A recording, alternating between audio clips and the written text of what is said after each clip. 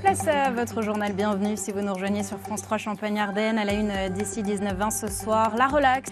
Comment aider les agriculteurs en difficulté année 2. Un anniversaire aussi, celui de la libération de la France, il y a 4 ans. Enfin, à la veille de la cérémonie d'ouverture des Jeux paralympiques.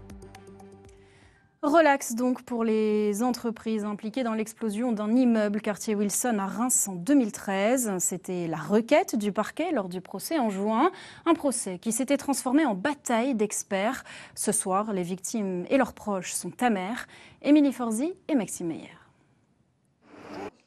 Dans Ici 19h20 ce soir, on s'intéresse aussi à la détresse de certains agriculteurs. Année compliquée avec l'épidémie de fièvre catarrhale ces dernières semaines ou encore les intempéries à répétition. Mais des dispositifs existent comme la cellule Réagir dans la Marne. Elle apporte un soutien global, aussi bien psychologique que financier ou social. Reportage de Céline Lang et Baptiste Mézret.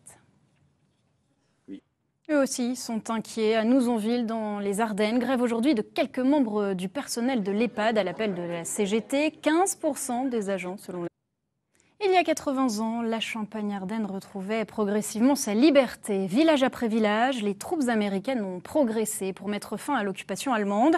De ces journées historiques, il reste des documents ou encore quelques rares témoignages, comme cette centenaire qui n'a rien oublié de la libération de la commune de Gesponsard dans les Ardennes. Témoignages recueillis par Alexandre Blanc et Ophélie Perrault. Et rendez-vous sur notre site internet grandest.france3.fr pour des...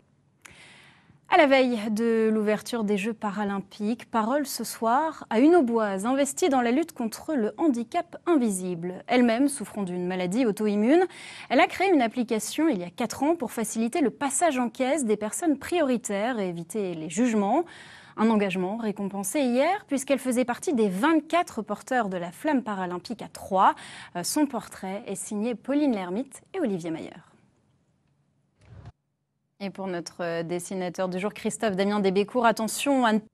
Allez, votre rendez-vous de l'été à présent, ici en France, sur les plus beaux chemins de notre pays. Ce soir, direction le massif de Fontainebleau, un poumon vert riche d'une biodiversité rare à 1 heure à peine de Paris.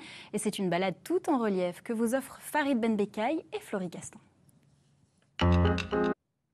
Voilà pour l'information régionale à retrouver aussi sur notre site internet grandest.france3.fr et sur nos réseaux sociaux.